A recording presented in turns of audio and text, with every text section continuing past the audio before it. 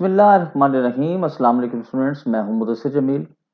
Chemistry first year chapter number 2 experimental techniques का जो topic आज डिस्कस होगा वो है पेपर क्रोमेटोग्राफी। पेपर क्रोमेटोग्राफी में सबसे पहले इंपॉर्टेंट जो बात समझने वाली है कि it is a technique of the partition chromatography. Partition chromatography, ये तो पहले आपने एमसीक्यू के लिए आपने जरूर नोट कर लेना है। पार्टीशन कहते हैं कि दो चीजों की सेग्रीगेशन, अलग अलग कर देना, चीजों को अलग अलग कर देना। यानी यहां पे कंपोनेंट सेपरेट होते हैं between stationary and the mobile phase. ये मोबाइल फेज और ये स्टेशनरी फेज, स्टेशनरी फेज और मोबाइल फेज के दरमियान में कंपोनेंट्स एक दूसरे के सेपरेट होते हैं। That is called the partition chromatography. यहां पे ना स्टेशनरी फेज के बारे में इंपॉर्टेंट है बहुत ज्यादा बात कि स्टेशनरी फेज जो है वो लिक्विड होता है और वो है वाटर मॉलिक्यूल। वो कैसे? आपको पता है पेपर जो है वो किससे बना हुआ है? ये सेलुलोज फाइबर से मिलके बना हुआ है। सेलुलोज फाइबर्स हैं जी ये सारे के सारे। इन सेलुलोज फाइबर्स में ना ये वाटर मॉलिक्यूल्स ऐसे अटैच हैं, सारे के सारे वाटर मॉलिक्यूल्स। ये H2O वाटर मॉलिक्यूल्स इनके साथ अटैच हैं। ये जो वाटर मॉलिक्यूल अटैच हैं ये रिप्रेजेंट किसको करते हैं? स्टेशनरी फेज को। और ये जो सेलुलोज फाइबर्स हैं, आप पूछेंगे कि ये भी तो वो हैं। नहीं, ये सेलुलोज फाइबर्स हैं, ये इनर्ट मटेरियल है, इनका कंपटीशन से कोई ताल्लुक नहीं है। ये सेलुलोज फाइबर्स जो हैं इसको स्पोर्ट का नाम देते हैं कि इन्होंने स्टेशनरी फेज को स्पोर्ट किया हुआ है। अब आगे चलते हैं। Mobile phase is usually an organic liquid. Mobile phase हमेशा कोई ना कोई एक ऑर्गेनिक लिक्विड जो है ये होता है। There are three ways ascending. Ascending का मतलब होता है ऊपर की तरफ जाना, डिसेंडिंग डाउनवर्ड आना, सर्कुलर या रेडियल ये चारों तरफ से ऐसे फैलाओ, ये सर्कुलर कहलाता है। तो आप देखें यहाँ पे डायग्राम्स बनी हुई है। असेंडिंग टेक्निक में देखें मोबाइल फेज ऊपर की तरफ जा रहा है अगेंस्ट द ग्रेविटी, ठीक है। और डिसेंडिंग टेक्निक में यहाँ पे ये रिजर्वायर है, यहाँ पे मोबाइल फेज होता है और ये डाउनवर्ड आता है टूवर्ड्स टूवर्ड्स द ग्रेविटी। और ये है रेडियल टेक्निक। रेडियल टेक्निक में क्या करते हैं, एक सर्कुलर पेपर होता है, उसमें ना एक होल करके ना विक बना लेते हैं, विक ऑफ पेपर। जैसे दिए वगैरह नहीं बनते थे पुराने दौर में, दिए होते थे उसमें कपास की एक विक होती थी, लैंप वगैरह जलते थे। ये सारे वही मेथड है, यहाँ पे रख देते हैं और ये चारों तरफ जो है ये सेपरेशन हो जाती होती है। तो ये हमारे पास वो टेक्निक है असेंडिंग, ये डिसेंडिंग और ये है रेडियल। असेंडिंग पेपर क्रोमेटोग्राफी, सबसे पहले क्या लिखा हुआ है? In this technique solvent in A pool at the bottom of the vessel in which the paper is supported and the solvent travel upward by the capillary action. ये आप लोगों ने पढ़ रखा है कि जब भी किसी सिलेंड्रिकल वेसल में आपने सॉल्वेंट डालते हैं ना तो ये एक दूसरे को पुश करते रहते हैं हायर कंसंट्रेशन से लोअर कंसंट्रेशन की तरफ। ये कहलाता है कैपिलरी एक्शन। बायो में भी बच्चे पढ़ रखते हैं कि प्लांट्स में जो वाटर ऊपर तक जाता है, मूव करता है कैपिलरी एक्शन के जरिए। So the solvent mixer specially composed in accordance with the sample to be separated. ये नहीं कि सबके लिए आपने एक ही सैंपल आपने सॉल्वेंट ले लेना है, हर सैंपल के लिए अलग सेपरेशन के लिए अलग अलग मोबाइल फेज जो है वो हम लेते हैं और इसको पोर कर देते हैं, इसको डाल देते हैं किसमें? क्रोमेटोग्राफिक टैंक में। Cover the tank to homogenize its inner atmosphere, जो कि मैं अभी आपको बताया हूँ। 20 से 25 सेंटीमीटर स्ट्रिप लेते हैं Whatman's chromatographic paper number 1 and draw on it a thin pencil line about 2.5 centimeter from the one end. Spot a point on the pencil with the sample mixture solution to facilitate the identification of the component of the mixture. Spot of the known compound may also be placed alongside. अब आप ये देखें ये बात कि ये आपने pencil से एक लाइन ड्रॉ करनी है to facilitate the identification of the component. Spot of the known component may also be along. क्या मतलब हुआ? फॉर एग्जाम्पल आपको सपोज आपको जनाब ये आपको लगता है कि ये आपके पास ब्लू इंक है, मैं BL लिख देता हूँ और ये मैं कह देता हूँ मिक्सर है, ठीक है जी, ये मिक्सर है। और यहाँ मैं कह देता हूँ जी ये रेड है, ये मिक्सर है, ये रेड है। आपको अगर लगता है कि ये रेफरेंस, ये कहते हैं रेफरेंस स्पॉट कहलाते हैं, कि ये रेफरेंस आपने देना है। अगर तो रेड होगा तो रेड के सामने रेड स्पॉट आ जाएगा, और अगर इसमें ब्लू होगा तो ब्लू के सामने ब्लू आ जाएगा। ये होता है फैसिलिटेट करना, कि आप अगर फैसिलिटेट चाहते हैं कि ये कंपोनेंट फैसिलिटेट, आपको पता लग जाए कि ये किस किस कंपाउंड के, तो फिर रेफरेंस पॉइंट इसके अंदर ऐड किया जाता होता है। When the spots have dried, suspend the paper with the clip so out solutes begin to move upward. ठीक है जी, जब आपने ये स्पॉट लगा दिए, अब आप इसको ड्राई करने के बाद इसको हैंग कर रहे हैं। अब देखें जी, लिखा हुआ है कवर द टैंक। अब आपने टैंक बंद कर दिया और जो सॉल्वेंट फ्रंट था पासिस द स्पॉट। ठीक है जी, ये स्पॉट के ऊपर से गुजरेगा और solute began to move upward, solute भी उसके साथ साथ बहता चला जाएगा।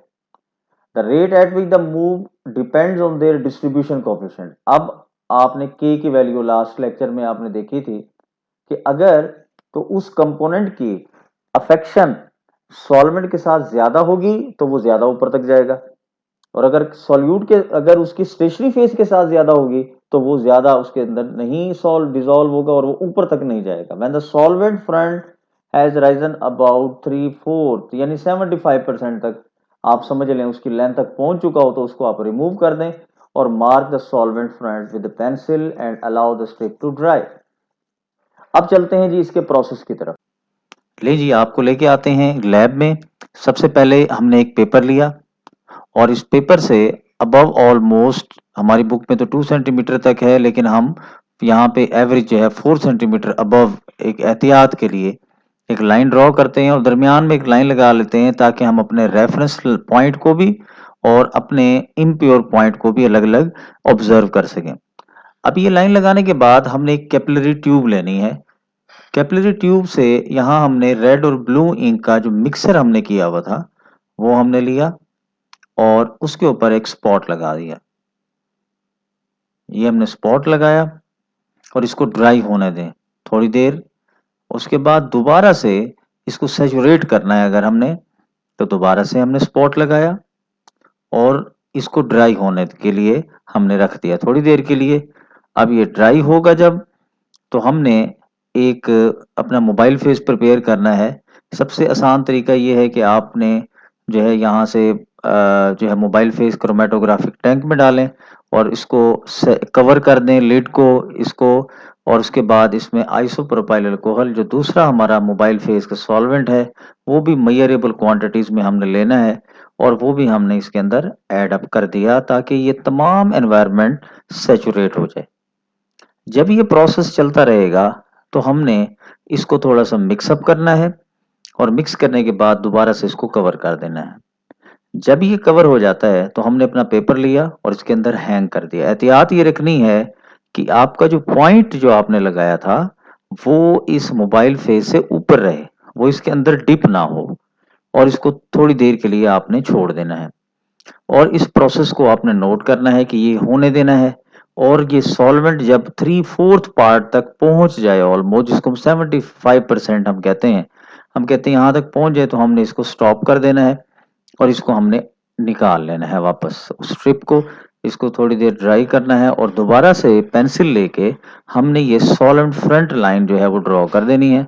ये सॉल्वेंट फ्रंट है और दो कंपोनेंट्स आपको सेपरेट होते हुए इसके ऊपर नजर आ रहे होंगे। जब ये ड्राई हो जाए तो आपने इन कंपोनेंट्स को मार्क कर देना है और इन कंपोनेंट्स का अब आपने डिस्टेंस जो है मेजर करना है। सबसे पहले सॉल्वेंट का हमने मेजर किया और फिर हमने कंपोनेंट्स का डिस्टेंस मेजर कर लिया और आरएफ वैल्यू हमारे पास आ गई। इस तरह से हमने distance travelled by the solute from the original line और distance travelled by the solvent from the original line हमने मेजर कर लिया, और ये हमारे पास टोटल तरीका कंप्लीट हो गया। अब क्रोमेटोग्राम, ये लिखा हुआ है the finished dried product with the color bands of the various component of a mixture obtained chromatographic experiment is called chromatogram। ये हमने यहाँ पर बात पढ़ ली थी, ये वाला पेपर, इसको हम नाम क्या दे रहे हैं जी, क्रोमेटोग्राम, जिसमें आप अलग अलग कर चुके हैं सारे के सारे कलर। ठीक है जी, ये क्रोमेटोग्राम कहला रहा है। और उसके बाद डेवलपमेंट ऑफ द क्रोमेटोग्राम, ये क्रोमेटोग्राम जब डेवलप करना हो उसके मुख्तलिफ मेथड्स हैं। या तो केमिकल मेथड है कि जो कलरलेस होते हैं उन क्रोमेटोग्राम को, या तो हम H2S का कलर, ये एक्सपेरिमेंट में मोस्टली कैडमियम और लेड को डिटेक्ट करना हो ना, तो ये मेथड किया जाता है। इसमें H2S डालते हैं, एक्चुअली क्या होता है कि कैडमियम सल्फाइड बन जाता है और लेड सल्फाइड बन जाता है, जो कि ब्लैक स्पॉट से बन जाते होते हैं। ठीक है, इसी तरह से निनहाइड्रिन होता है, ये प्रोटीन्स वगैरह के लिए। इस तरह से रुबिनिक एसिड होता है।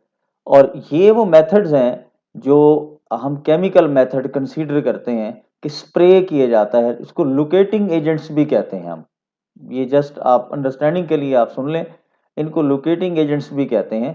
ये लुकेट कर देते हैं किसी भी डिफरेंट मेटल्स को, डिफरेंट अमाइनो एसिड्स को, किसी भी आप समझ लें कि केमिकल को, उसके लिए ये यूज किए जा सकते हैं। फिजिकल मेथड है, बाय हीटिंग या अल्ट्रावायलेट रेडिएशन हम इससे आइडेंटिफाई कर लेते हैं। कभी आप बैंक वगैरह में गए हो तो उसमें देखा हो कि वो यूवी लाइट डालते हैं तो उससे कलर बैंड्स नजर आना शुरू हो जाते हैं नोट्स पे।